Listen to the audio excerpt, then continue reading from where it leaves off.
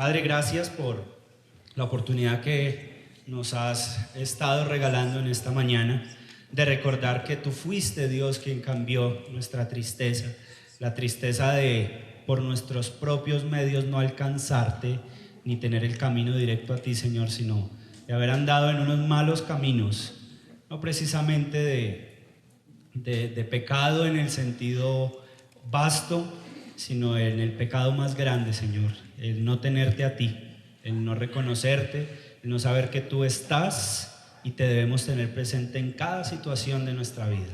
Hoy damos gracias por la oportunidad que nos estás dando y rogamos, Señor, que lo que has dispuesto en el corazón de las maestras, tú, Señor, lo transformes en una semilla que crece a futuro para que estas nuevas generaciones, Dios, te adoren, te amen, te sirvan de tiempo y de corazón completo. En Cristo Jesús. Amén y amén. ¿Listo? Usted está ahí. Recuerde que estamos haciendo la predicación expositiva del libro profético de Ageo. ¿Todos tenemos que presente eso? ¿Hay alguno que haya hecho la lectura esta semana del libro de Ageo? ¿Se recomendó? ¿Se hizo la recomendación? ¿Alguno que haya leído Ageo? Son 2 capítulos. Muy bien. Recuerde que no solo Ageo, sino tendría usted que tener un panorama más amplio, leyendo Esdras, un poquito de Nehemías y Malaquías. Son libros que están en una de las épocas más esperanzadoras para el pueblo de Israel, que fue cuando Dios ya les sacó de su segunda cautividad. No era la cautividad de Egipto, sino la cautividad de Babilonia y los persas. ¿Listo? Si usted de pronto tiene por ahí los boletines que repartimos cada 8 días con las reflexiones y la predicación, el título de la predicación anterior se llamaba, o se tituló, valga la redundancia, Meditad en todo tiempo. Es un imperativo, ¿no? El mismo profeta Ageo, Dios va a hacer que utilice imperativos, y recuerde que hay imperativos a los cuales usted y yo tenemos que prestarle muchísima atención. Usted se ha puesto a pensar, y parte de la motivación en esta mañana se ha puesto a pensar en meditar en los tiempos de Dios para algunas cosas de su vida. Hace 8 días la reflexión y parte de la confrontación del tema era cuando nosotros decimos que es tiempo y cuando decimos todavía no es tiempo. Si usted quiere mirar mientras me va escuchando en los versículos 1 al 5, el pueblo, estoy haciendo un repaso, el pueblo decía: no es tiempo aún de reedificar la casa de Jehová. Y el Señor les cuestiona y les confronta y les dice: no es tiempo para vosotros, no es tiempo, y si hay tiempo para reedificar, y ustedes se dedican a sus casas artesonadas. No sé si a usted esta semana le pasó que de alguna manera dijo la mala frase: no tengo tiempo. Y piense y vaya reflexionando desde este momento conmigo. Reflexione un poquitico si ese no tengo tiempo estuvo en relación con su vida espiritual. Usted no le pudo decir al jefe: no tengo tiempo de ir a trabajar, ¿cierto? No tengo tiempo de hacer las actividades diarias, barrer, cocinar. Usted no pudo decir eso, ¿cierto? Pero muchas y todas las de actividad espiritual, como el orar, el leer su palabra, el hablarle de Dios a sus hijos, hay un concepto que se está trabajando hoy en día, se procrastinar, que es postergar y dejar acumulado cosas. El problema es qué pasa cuando lo primero está en último lugar. Esa es la esencia de la profecía del libro de Ageo. Todavía no se ha puesto la cartelera, la imagen, y precisamente el mensaje que Dios le quiere dar al pueblo es Dios primero, y todo lo que tiene que ver con Dios, Dios primero. No sé si le ha sido fácil cotejar el tiempo en el que usted reflexiona y en el tiempo que usted le dedica a las cosas. ¿Qué tantas cosas realmente reflexionamos? Aquí va a aparecer en el libro de Ageo aproximadamente 3 a 5 veces el imperativo categórico para el libro, y es el imperativo de meditad. La primera vez lo dijo en el versículo 5 y le dijo: meditad bien sobre vuestros caminos. Ahorita en el versículo 7 les va a decir: meditad en vuestros caminos. Pues bueno, el objetivo de la predicación expositiva, en este caso del libro de Ageo, será motivarnos a una meditación profunda en los caminos de Dios. Y si hay una meditación profunda y un despertar profundo, es porque posiblemente hay, como dicen por ahí, un sueño profundo, espiritualmente hablando. Bueno, y aparte del que muchas veces sentimos, ¿no? Un sueño profundo. El tema, usted se da cuenta en el título, está encaminado a hablar de la voluntad de Dios. Meditad en la voluntad de Dios. Estos 4 versículos, los versículos 6 al 9, es el segundo llamado que Dios hace a través de Ageo al pueblo y les dice, ya no les dijo mediten en los tiempos de Dios, ahora es mediten en la voluntad de Dios. Si hay una voluntad de Dios, es obvio que tenemos que entender que hay una voluntad de el hombre. ¿Sí? Usted y yo tenemos una voluntad, ¿cierto? ¿Cómo saber si estoy andando en los caminos de esa voluntad? Al hablar de la voluntad de Dios, todos los hombres han sido propensos más a entrarse en la voluntad de Dios soberana, en la primera, en aquella que no vamos a poder. Y me gustó porque algunos de los que, creo que Sebastián con la lectura de Romanos, en la lectura inicial, él decía que nosotros a veces queremos comprender a un Dios incomprensible.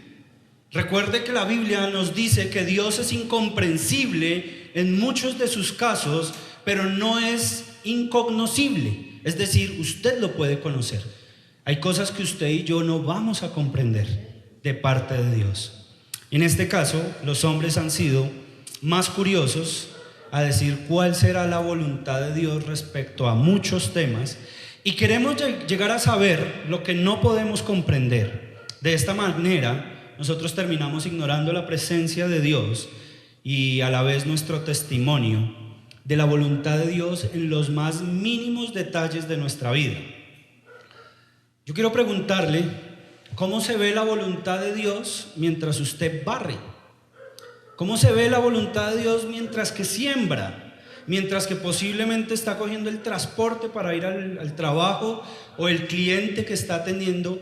Todo lo que usted desarrolla en sus actividades normales, ¿cómo veo yo la voluntad de Dios allí? ¿Cómo veo yo que Dios está generando un impacto tanto de ella hacia mí, su voluntad, y de mí hacia los demás? Preferimos muchas veces, y es la justificación del tema, preferimos muchas veces andar en nuestros propios caminos. Si usted hace una observación de muchos proverbios, y en la mayoría de proverbios va a hablar de que el hombre es muy dado a andar en sus propios, y por allá lo va a decir, en sus necios caminos. Emitimos un concepto, y quiero hablar, poner la distinción entre concepto y precepto. La idea del concepto es toda aquella cosa que usted y yo opinamos, y no solo tiene que ver con lo que creemos con una base de convicción, sino todo concepto que emitimos de la vida. Ahorita voy a hacer una analogía y me gustó porque la pregunta que hizo el hermano, ¿a cuántos le han dado una serenata? Le decía yo a Camilo, yo le di, preguntó que si yo le había dado serenatas a mi esposa. Le dije, yo le hice fue escándalos, yo no le di serenatas. Parte de esto, cuando hablamos nosotros de los conceptos de la vida y en la definición de la voluntad de Dios, normalmente el concepto está definido con nuestro parecer. Cuando vamos a hablar, ya hablamos de la voluntad decretada de Dios, de la voluntad soberana de Dios, que solo le corresponde a Él, que todo está bajo su control. Nosotros tenemos que entender que hay una voluntad preceptiva de Dios. Estoy hablando de 2 temas inicial para hablar de la voluntad de Dios en estos 4 versículos, porque precisamente usted va a encontrar en los proverbios y en los salmos que los preceptos de Dios son puros, es decir, la voluntad de Dios escrita. Aquí asimile conmigo, por favor. La voluntad de Dios se ve de 2 maneras. La voluntad donde Él rige todo el universo y todo está bajo su control y no lo podemos entorpecer. Usted no puede entorpecer ninguna de las leyes naturales de Dios. Ahorita cantábamos, ¿no? Los cielos cuentan la gloria de Dios. Cuando usted quiera ver la voluntad de Dios, dése cuenta y mire a los cielos y pregúntese si usted puede entorpecer. El problema es que nosotros sí podemos distorsionar la voluntad preceptiva de Dios. ¿Cómo así que usted y yo podemos interferir en la voluntad de Dios? Claro, la voluntad preceptiva de Dios es aquella donde Él nos dice, no mentirás. Y usted y yo diariamente queremos vivir en nuestros propios caminos, emitiéndonos conceptos y diciéndonos, depende. Eso no es mentira si usted lo mira por acá, a como lo quiera ver. Esta parte es que nosotros, en la primera parte con la voluntad de Dios, queremos saber lo que no podemos llegar a comprender, pero en esta voluntad preceptiva de Dios ignoramos lo que deberíamos atender, que es la voluntad preceptiva de Dios. Aquí usted se va a decir, ¿y qué tiene que ver todo esto con el tema? Es que Dios llama a su pueblo a meditar en los caminos de la vanidad en que andan. El pueblo estaba andando, y aquí me gusta jugar con las palabras. Si hay una voluntad de Dios, hay algo que usted y yo también tenemos que tener en cuenta, que el mundo tiene una vanidad. La vanidad, usted o vive bajo la voluntad de Dios o usted vive por la vanidad del mundo. Eso es lo que el profeta Ageo es utilizado para con el pueblo a través, o Dios quiere utilizar al profeta Ageo con esto. En ese sentido, yo quiero que estemos pensando yo voy a ponerles un ambiente, por decirlo así, de los 4 versículos, el momento que está pasando en la profecía que Dios está dando a través de Ageo. Todo está rodeado en los tiempos que está viviendo el pueblo. Recuerde que el pueblo está viviendo, ellos están resentidos con Dios, era lo que decíamos hace 8 días, y ellos querían ignorar el mandamiento de que la voluntad, usted se da cuenta en el versículo 8, creo que dice aquí, 1:8, sí, porque era importante la reedificación del templo para ese tiempo, y porque es importante edificar nuestra espiritualidad con Dios, porque en ella encontramos, dice el versículo 8 acá, que el templo era para el poner su voluntad. Su voluntad, haga de cuenta como un testamento, es aquello que se dice que se quiere que se haga. Es decir, Dios quiere que usted y yo no mintamos, no robemos, que vivamos predicando el evangelio, que vivamos sirviéndole a Él, que vivamos discipulando a otros, y nosotros somos dados a omitirlo. Esos tiempos en los que estaba viviendo el pueblo después de haber salido en ese exilio que ya Babilonia, y recuerden el capítulo 1 versículo 1, en tiempos de un rey donde todo estaba a favor, ellos estaban con la queja de que Dios no había hecho presencia en sus vidas. Para esto es preciso para Dios el tiempo, pero para el pueblo el tiempo era desapercibido y desaprovechado para restaurar la voluntad de Dios en ellos. Va a indicarse que hay un conflicto en todo esto, y yo quiero que usted se pregunte en el versículo 8, hay muchos datos que vamos a analizar, pero el versículo 8 nos quiere preguntar y nos quiere hacernos confrontar. ¿Y qué de malo tiene hacer las cosas que toca hacer?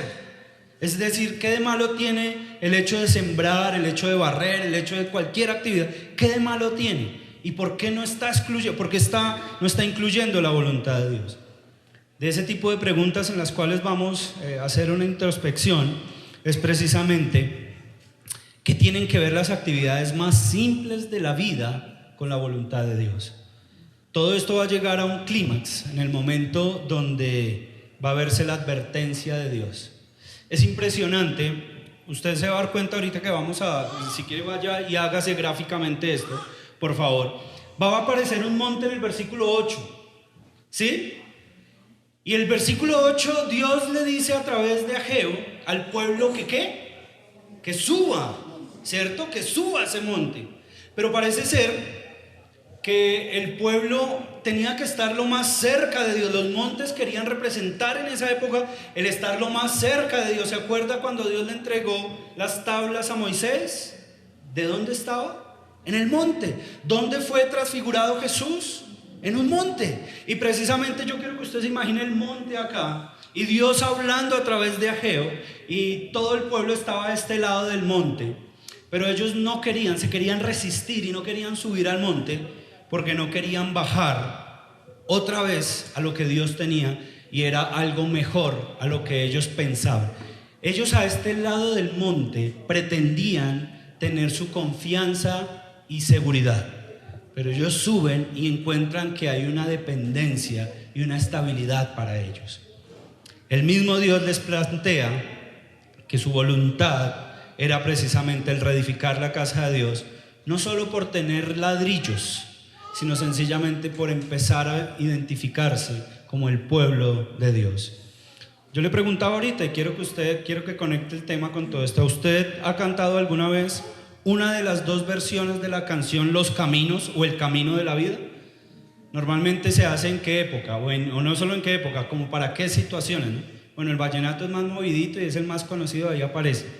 Dice, los caminos de la vida no son como yo pensaba, no son como yo creía. Y cuando usted lee El Camino de la Vida, que es deprisa como el viento, van pasando todo este tipo de cosas, precisamente es muy útil que los caminos de Dios no son como muchas veces nosotros los imaginamos, no son como los queremos.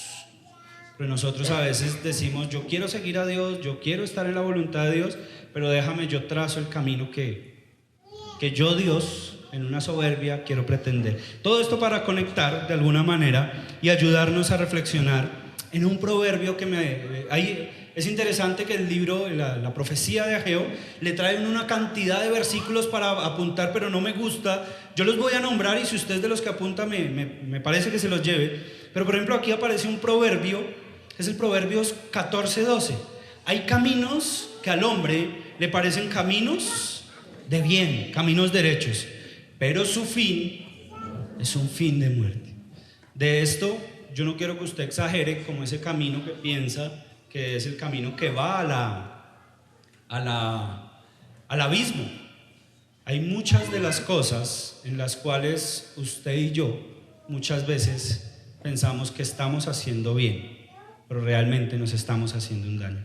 Maravillosamente, Romanos capítulo 11 nos está diciendo que Israel pensaba que estaba haciendo un bien al sentirse exclusivo, pero Dios les está diciendo era un bien pero para otros, no precisamente para ustedes. ¿Qué es y por qué importa la voluntad de Dios? ¿Dónde la encuentro? ¿La busco? ¿Buscamos la voluntad de Dios? ¿Qué tiene que ver con las actividades más simples de la vida? ¿Cómo la voluntad de Dios impacta las más mínimas expresiones de adoración, no dentro de un templo, sino cuando usted está trabajando común y corriente? El concepto de los caminos de la vida, por más derecho que nos parezca, si no está basado en los preceptos de Dios, puede ser un camino que nos lleve a un sinsentido de vivir la vida para sí mismo y no para Dios. Es decir, el cristiano, el pueblo de Dios, no puede entenderse si no es vivir por Él y para Él. Es interesantísimo.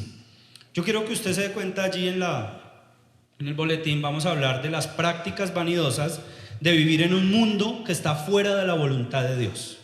Y usted va a decir, ¿pero qué tiene malo esto? Ya vamos a mirar. Pero también hay algo interesante. Así como el mundo tiene prácticas vanidosas, usted y yo podemos tener hábitos deleitosos de bendición dentro de la voluntad de Dios. Pero si no lo acatamos, es lo que el versículo 9 nos va a decir, hay unas razones amenazantes de terminar en el juicio lejos de la voluntad de Dios. Entonces vamos a hablar hoy de una meditación de los caminos de la voluntad de Dios en el cual nosotros debemos andar.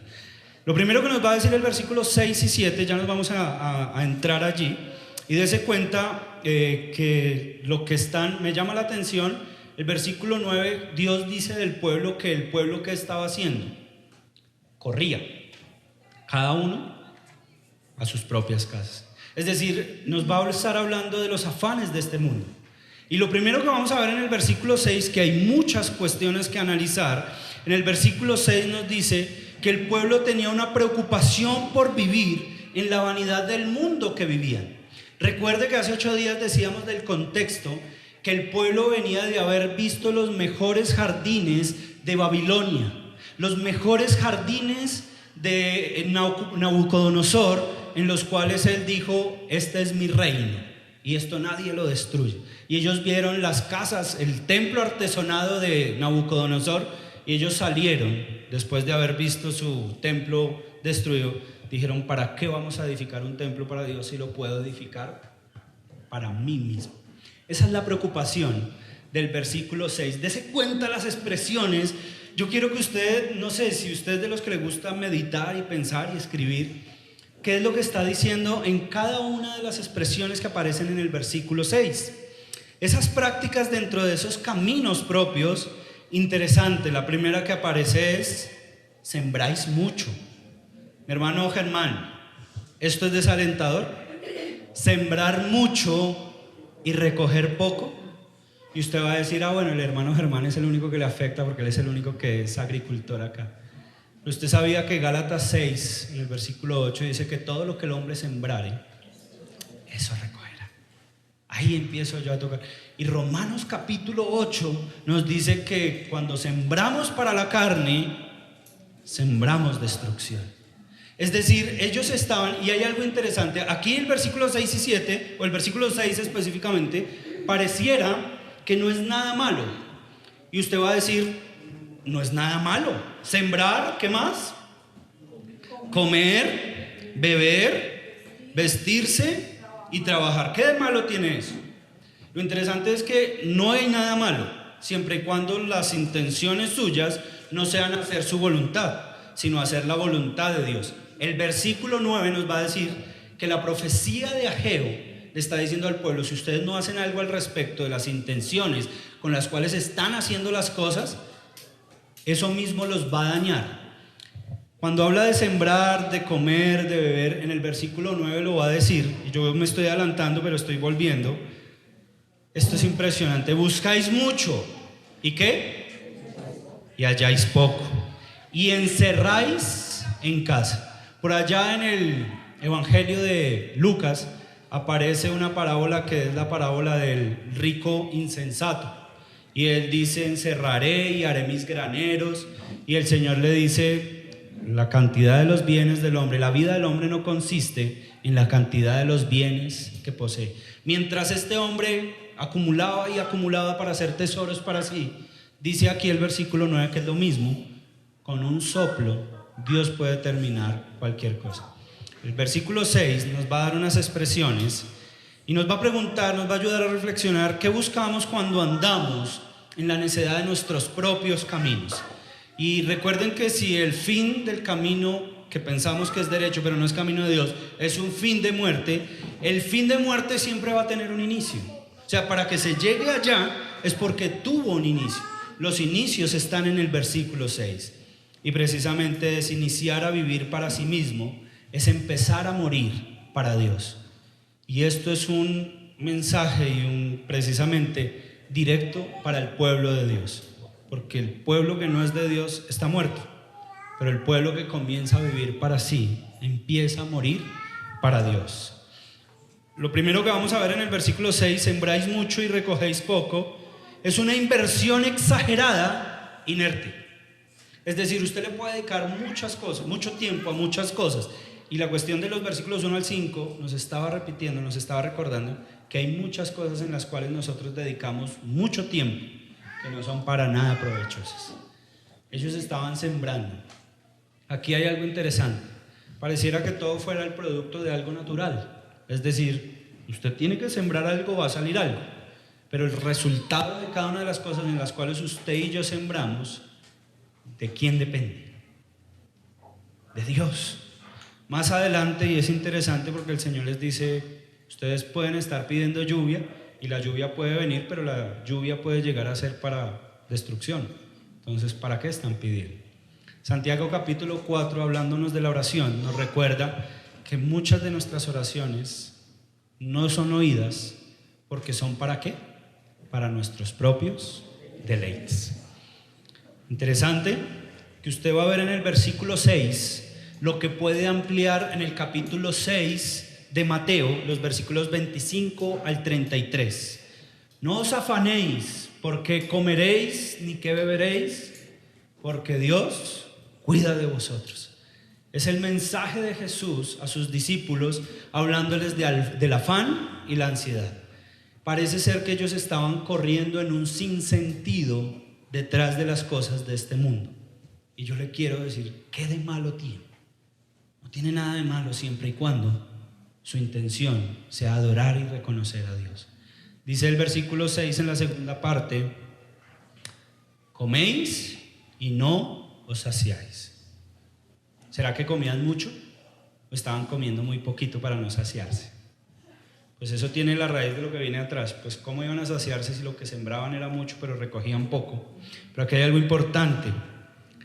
Juan capítulo 6 en el versículo 27, Jesús le dijo a sus discípulos: trabajad no por la comida que perece, sino por la que permanece para vida eterna. Es decir, yo quiero que usted siga teniendo en cuenta, no tiene nada de malo el sembrar o el comer, pero ¿para quién lo hace y cómo lo hace? Esto nos está hablando que ellos tenían una ambición dañina, insaciable. O puede cambiar, una ambición insaciable dañina. Es decir, ellos querían acaparar en sus graneros para decir: esto es fruto de mi trabajo y no necesito a Dios. ¿Sabía que el pueblo en el momento del libro de Ageo estaba enojado con Dios? Estaba resentido con Dios, porque en el momento cuando ellos pensaron que Dios iba a intervenir y que Dios tenía que intervenir, aparentemente Dios los abandonó. Dios los dejó pasar por el pueblo de Babilonia y de Persia, mientras ellos eran esclavizados, mientras ellas eran maltratados por su necedad. Obviamente no fue porque Dios, de una mala manera, Dios ya les había trazado un camino y ellos se fueron por el otro. ¿Hasta qué punto nosotros muchas veces le decimos a Dios: ¿por qué, Dios mío? Y Dios nos da la respuesta y es fruto de nuestras consecuencias. Y decimos: ¿por qué, Dios mío?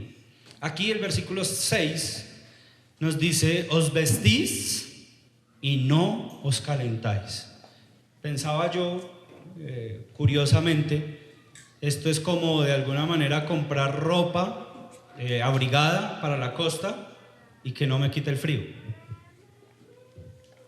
Es interesante porque la cuestión era más de un corazón, en el sentido, yo me adelanté, perdón, bebéis y no quedáis satisfechos. Esta parte está hablando de lo que Jesús le dijo a la mujer samaritana: tú me pides esta agua, pero el que beba de esta agua no tendrá sed jamás. Y esos deseos insaciables, recuerde que el Salmo 42 dice que nosotros somos como el ciervo que brama en el desierto, porque nuestra alma tiene sed de Dios. Y sabía que yo tenía presente cuando habla de beber y cuando se mete por allá el pensamiento de Juan 4 en la mujer samaritana. Usted y yo tenemos un deseo por satisfacer o tener un contentamiento en Dios, pero muchas veces nosotros lo queremos llenar con cosas del mundo. Entonces seguimos con el vacío, pero nuestra alma se reseca espiritualmente hablando.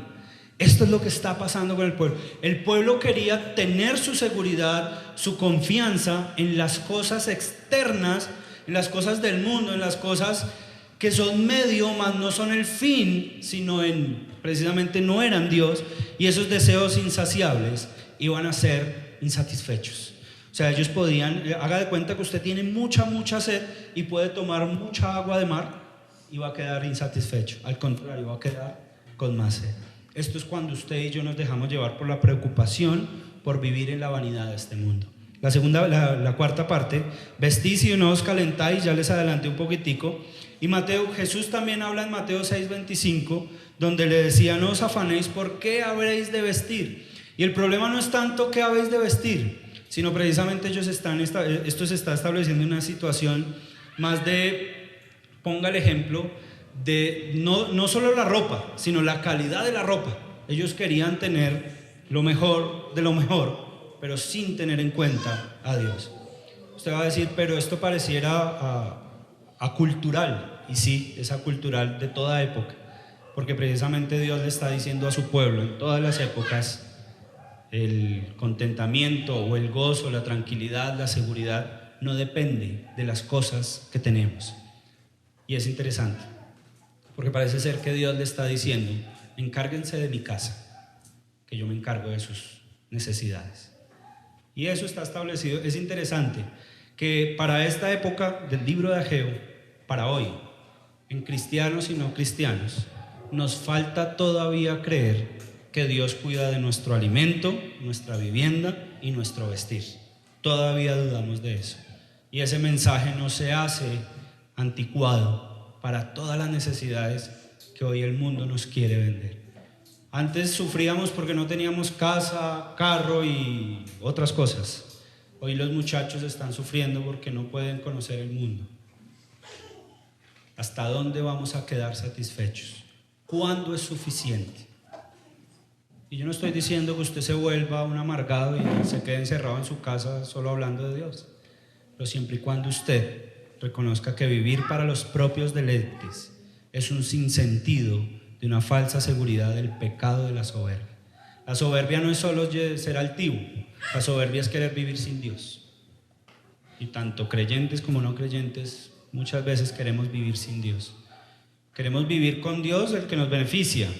Y recuerde que si usted posiblemente tiene un Dios que solo tiene misericordia, gracia, perdón, bendición, ese no es el Dios verdadero, es un Dios que usted se está construyendo.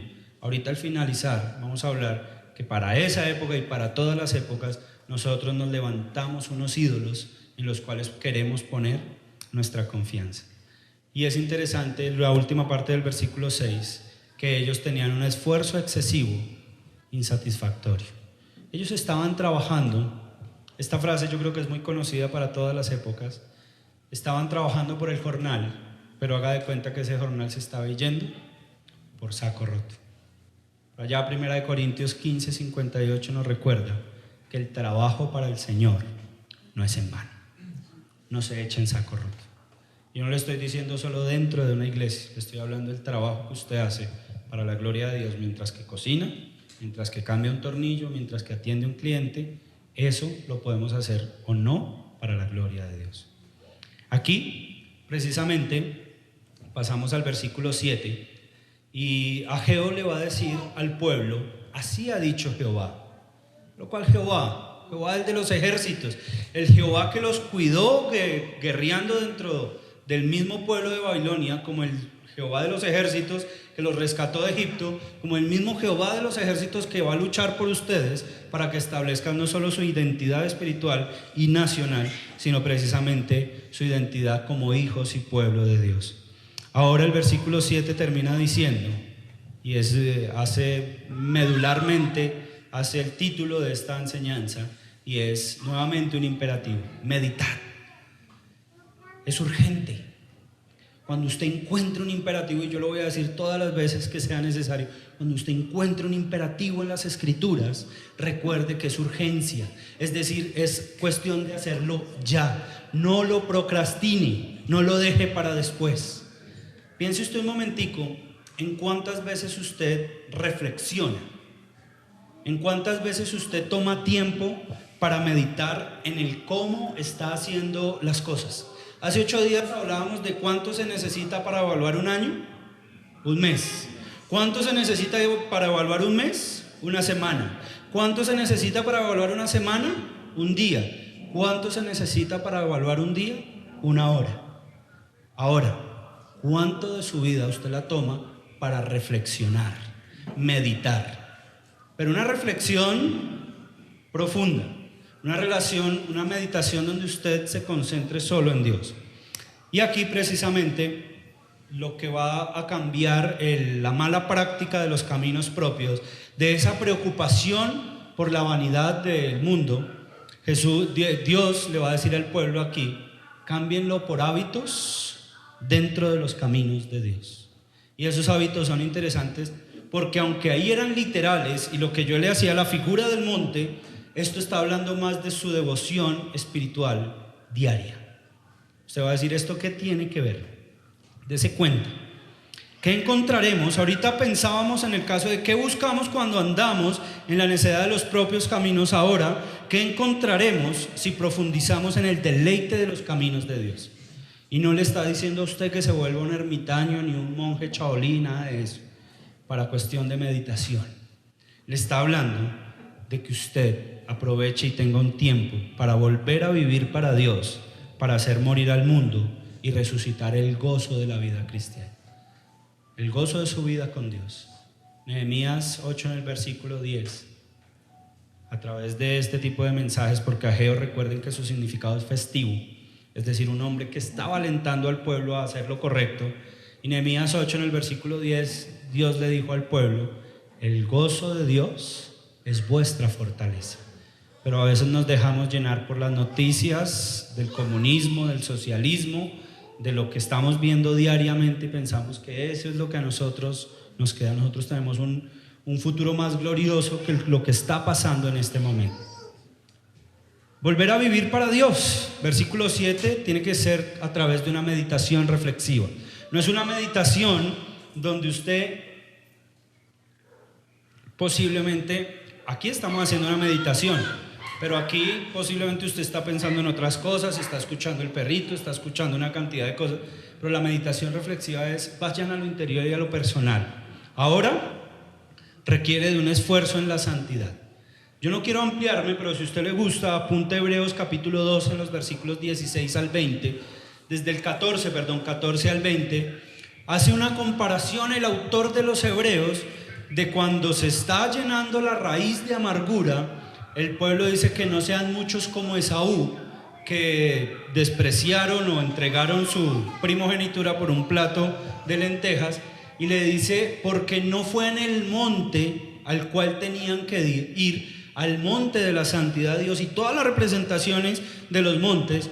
Yo quiero preguntarle, yo no creo y estoy plenamente convencido que usted mañana tenga que salir a buscar una montaña acá, pero sí tiene que salir a buscar a solas a Dios. Buscar lo más posible, estar cerca de Dios. Si usted mira capítulo 1 del Evangelio de Marcos, en el versículo 35 al 43, está hablando de que Jesús subía muchas veces al monte a orar. Usted va a decir, eso ya me lo han predicado, eso me lo hablaron en los propósitos, en los hábitos, en las prioridades. Pero piense por un momento de qué manera muchas veces nosotros realmente tenemos un monte para subir a buscar la santidad de Dios. Y yo no le estoy hablando en la literalidad. Ellos tenían que subir al monte porque precisamente donde estaban alejados de la voluntad de Dios. Pero les dice, traed madera. Aquí les está hablando más de una obediencia práctica. Es decir, ustedes suben al monte, pero ¿qué tienen que hacer? Traigan madera, porque la madera tenía un fin y tenía un propósito. ¿Cuál era? Reedificar el templo. Pero todo esto de la madera muchas veces se asocia con lo que a futuro llegó a convertirse la madera en una cruz. Y les está hablando, niéguense a sí mismos, tomen su madera. Usted va a decir, ahí no lo dice. En la literalidad ellos tenían que subir a conseguir madera, y Nehemías capítulo 2 y 3 dice que ellos consiguieron madera de la mejor y con los mejores permisos. Pero aquí espiritualmente, para ver un deleite, yo sé que llevar la cruz no es deleitoso. Y Hebreos capítulo 12 en el versículo 11 nos dice que ninguna disciplina al presente parece causa de gozo, pero cuando hemos sido ejercitados en ellas, precisamente traemos el fruto de justicia. Esa obediencia práctica llevaba a reedificar la casa de Dios. ¿Qué estamos reedificando nosotros? Esto está hablando del crecimiento espiritual. Ese crecimiento en el cual usted y yo tenemos que permanentemente estar. Eso no es cuestión ni de modas, que salió un estudio bíblico. Eso no está en cuestión de que yo lo hice cuando creí en el Señor, sino esto es una cuestión de que usted y yo estamos permanentemente creciendo en el Señor, creciendo en la fe. Pero ¿a qué llevaba todo este tipo de hábitos en los cuales Dios le estaba diciendo al pueblo? O sea, no era solamente el hacer una casa. No era solo edificar ladrillos, no era solo poner madera, sino que recuerden que en una de las dispensaciones en las cuales estamos viendo, en ese momento del pueblo de Israel, Dios habitaba no en cada persona, sino habitaba en un lugar que en ese caso era el templo. Pero el lugar, en ese caso, no lo hacían las personas, sino lo hacía Dios, porque dentro de ese lugar, ¿qué iba a poner Dios? Su voluntad. Es decir, lo que ustedes deben hacer, seguir, creer, identificarse, iba a estar en ese lugar. ¿Y qué hacía Dios cuando ponía su voluntad? No solamente conocer su voluntad, y recuerde que no la voluntad de por qué Dios hizo el universo, porque hizo la tierra redonda, sino el conocimiento de por qué cuando estoy en enemistad con alguien me tengo que reconciliar con él. Esa es la voluntad de Dios. ¿Por qué tengo que amar a mi esposa? ¿Por qué tengo que criar a mis hijos? ¿Por qué tengo que predicar el evangelio? Esa voluntad iba a estar allí para decirle al pueblo qué era lo que tenían que hacer. y con eso Dios iba a ser glorificado. Recuerden que la ilustración aproximada está el monte, están ellos aquí abajo, y en cierta manera al otro lado del monte ellos tenían que reedificar la casa, y no solo iban a encontrar la voluntad de Dios, sino la gloria de Dios. Pero parece ser que el versículo 8 termina diciendo el profeta Ageo: ha dicho Jehová. Es decir, que ellos en cada una de las actividades, yo no quiero que usted le ponga misticismo a esto, pero parece ser que ellos no estaban escuchando a Dios. Y escuchar a Dios no es como falsas iglesias nos lo quieren decir, que le va a decir: haz esto en el oído. Escuchar a Dios es muchas veces cuando usted y yo estamos sembrando, buscando la comida, buscando la bebida, buscando el vestido. De qué manera Dios nos quiere dar un contentamiento en lo que tenemos, pero también buscar un contentamiento más en Dios que en las cosas. Que lo primero sea Dios. Y esto hace eco de lo que Mateo 6:33, en voz de Jesús, le dijo a sus discípulos: buscad primeramente el reino de Dios y su justicia, y el resto de cosas serán añadidas. No le dijo: busque primero las añadiduras.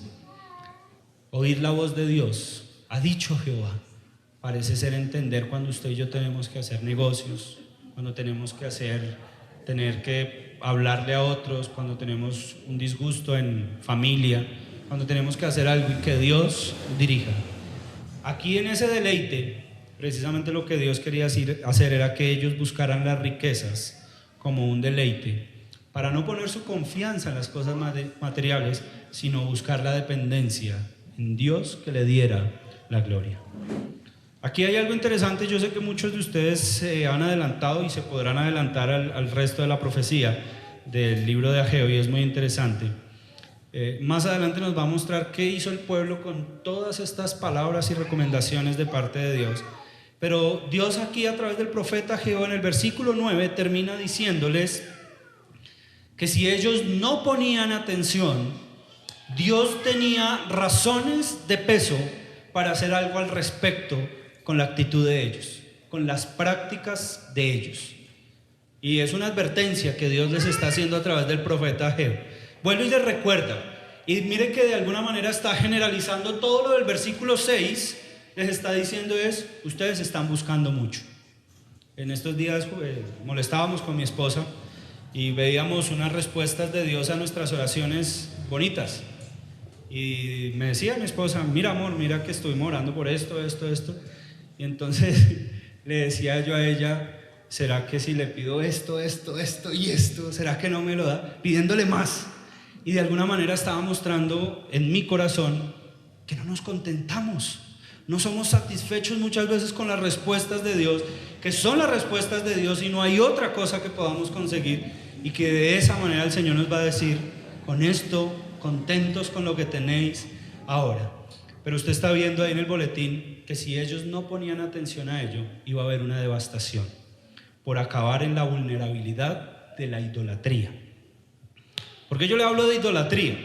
Porque dice ellos, y la pregunta aquí es: ya no solo que buscamos en la necedad de nuestros caminos, que encontramos en los caminos de Dios, sino que perderemos si omitimos el llamado a las advertencias de los caminos de muerte. Todo lo que ustedes vieron en el versículo 6 no era malo, ¿cierto? Lo malo es que si ellos seguían alimentando ese monstruo del deseo insaciable, iba a haber un momento donde eso iba a reventar. Eso es como reza el dicho, que cuando se llena mucho hay un momento que se rompe, ¿sí? Que de tanto va el agua al cántaro, hasta que lo rompe. Aquí, el fin de morir para Dios y el juicio suyo, yo quiero que usted lo entienda. No que es que Dios va a intervenir con su juicio y va a hacer que le vaya mal, sino que usted mismo, por las decisiones de sembrar mucho, de buscar mucho, de todo lo que aparece allí, eso mismo es, como dirían por ahí, el monstruo del látigo que a usted mismo lo va a condenar. O sea, aquí no está hablando de maldiciones, de que la bruja, de que el santo, nada. Está diciendo que muchas veces son nuestras consecuencias, son nuestras propias decisiones. ¿Se da cuenta? O sea, no hay otra cosa. Usted no le puede echar la culpa, es que mis papás no me hicieron nada. Son sus decisiones. Usted puede transformar su presente, su futuro, cambiando su presente. Ya el pasado, usted se va a dar cuenta que el libro de Ageo va a hablar de que ellos se confiaron de la gloria del templo de Salomón, que fue la gloria, el mejor templo que ellos tenían. Pero aquí le está diciendo, hay algo mejor que viene. Y yo quiero decirle que no está en esta tierra. Usted y yo queremos hacer riquezas, y yo alzo la mano, quisiéramos más. Pero la riqueza verdadera que podemos obtener cuando comprendemos la riqueza del reino que ha de venir por nosotros, entenderemos que lo que conseguimos acá o no conseguimos es vano. Allí, esa codicia perjudicial va a ser dolorosa para ellos. Buscáis mucho y halláis poco, y encerráis en casa. Dese cuenta que una cosa es la codicia y otra cosa muy diferente es la avaricia. El codiciar es anhelar mucho más, y la avaricia es guardar todo lo que se consigue. Recuerde que no puedo ampliar por cuestión, pero usted puede buscar en el Evangelio de Lucas la parábola del rico insensato. Y él quería encerrar, y él quería encerrar, y él quería encerrar para sus bienes. Y el Señor le dice, hoy vienen por tu alma, esta noche vienen por tu alma. ¿Para quién encerraste todo? Entonces, y no nos está diciendo que desperdiciemos nuestra plata y la botemos, porque hay un versículo que se me olvidó, y ese lo voy a utilizar en otra ocasión. Cuando en el versículo 6 hablaba de comida y bebida, el apóstol Pablo lo utiliza en 1 Corintios 10:31 y dice, sea que comamos o que bebamos, o sea, las actividades más simples de la vida, lo hagamos para la gloria de Dios. Pero esa frase que utiliza Pablo en 1 Corintios 10:31 es utilizada por el profeta Isaías, por muchos de los inicuos del tiempo del profeta Isaías, donde decían, comamos y bebamos, porque mañana moriremos. Son extremos donde usted y yo no podemos llevar nuestra vida a comer y beber, porque esto se va a acabar, pero tampoco usted puede llevar a considerar el otro extremo. Y esa me llama la atención, que en ese monte en el cual yo quise dibujarlo en su mente, Dios les dice, si ustedes siguen, puede venir un viento. El control de la naturaleza en todo su esplendor, usted y yo tenemos que considerar lo que no viene de otra fuente. No es la madre naturaleza, es Dios en cada uno de los detalles. ¿Por qué vienen desastres naturales? Dios los permite. La tierra está gimiendo, pero aquí dice de un soplo. Mientras ustedes buscan mucho, se esfuerzan mucho, siembran mucho, yo puedo venir con un soplo y derribar todo. Usted va a decir, pero yo no tengo graneros, pero tengo otras cosas en las cuales ponemos nuestra confianza. Porque yo le hablo de idolatría, porque Colosenses capítulo 3, les debo la cita, o alguien me lo ayuda a buscar ahí mientras tanto. Colosenses capítulo 3 nos dice que la avaricia es idolatría. En ese sentido, después de codiciar tanto, se llegó a la avaricia, que se convirtió en una idolatría, que si no iba a intervenir el Señor. ¿Por qué? Aquí está dando razones. Las razones del versículo 9 son, porque ustedes tienen mi casa desierta. Y yo quiero que usted se lleve que para ellos les tocaba armar una casa de madera, un templo.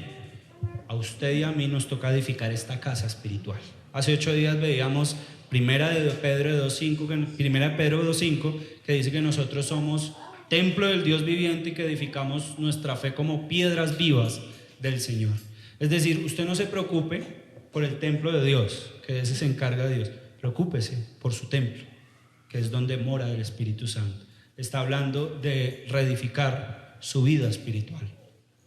¿Por qué? Otra de las razones en el versículo 9, dese cuenta, y ahorita la nombraba, el pueblo estaba corriendo, y ese corriendo no era como cuando tiene ropa y llueve, que usted tiene que correr, no, sino tenían un afán desmedido por precisamente dedicarse solo a lo suyo, solo a las cosas materiales, solo a las cosas del mundo.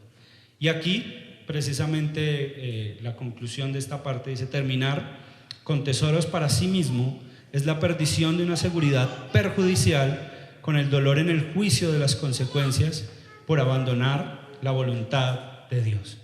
Yo sé que no es fácil, muchas veces el entrar en un negocio, el hacer algo al respecto con su vida, en cualquier cosa, para uno como creyente siempre va a estar la inquietud de ¿esto es voluntad de Dios? Pero hay que entender que usted y yo tenemos la voluntad preceptiva de Dios. Muchas cosas las tenemos que mirar y filtrar por esta voluntad, por esa palabra que Jehová ha dicho, está aquí escrita. Entonces no digamos, ¿será voluntad de Dios? Miremos la voluntad de Dios para saber si lo que voy a hacer, no sé, tengo muchísimos ejemplos, pero yo creo que usted en este momento podría pensar en un ejemplo más práctico para usted mismo. ¿Hasta qué punto lo que usted está dispuesto o presto para hacer es voluntad de Dios? Pregúnteselo al Señor en el monte de la oración a través de la palabra de Él. Meditar en la voluntad de Dios es el llamado que nos encamina a examinar si la preocupación de vivir en la vanidad de este mundo nos está alejando de los deleites de buscarlo, para no perdernos en la vulnerabilidad de la idolatría. Usted y yo muchas veces pensamos que eso de la idolatría eran muñecos y piedras que se hacían en el Antiguo Testamento. Muchas veces nuestro trabajo se puede convertir en el ídolo para nosotros. Primero el trabajo, porque es el que nos da la platica, pero recuerden que de un soplo el Señor puede hacer, y la seguridad de nosotros no va a estar en ese trabajo. La seguridad de nosotros está absolutamente en Dios. Pregúntese si cree que sus caminos diarios están dentro de la voluntad de Dios. Busque primeramente el deleite en los caminos de Dios para ser llevado al fin de un camino donde sea que practiquemos cualquier actividad, encontremos el tesoro de estar bajo su voluntad para darle la gloria a Dios. Señor, gracias, porque precisamente traes a nuestra mente una cantidad de principios rudimentales donde de alguna manera tú ya nos enseñaste el no afanarnos, pero llega un mes o estamos pensando ya en el futuro y ya estamos preocupados por algo que ni siquiera ha pasado. Ni siquiera buscamos la tranquilidad, el gozo y la fortaleza, Dios, en hacer un cúmulo de tiempos de oración como si fuera un monte donde el cual te buscamos. Señor, te pedimos que cada una de las cosas que quieres tratar en cada uno de nosotros como individuos, ayúdanos a entender, Señor, que quieres que meditemos en cada uno de esos caminos, que quieres que meditemos en tu voluntad. Ayúdanos a entender que tu voluntad es mejor que nuestros caminos, y guíanos y guárdanos, Señor, para no caer en el fin de un camino de muerte. En Cristo Jesús. Amén.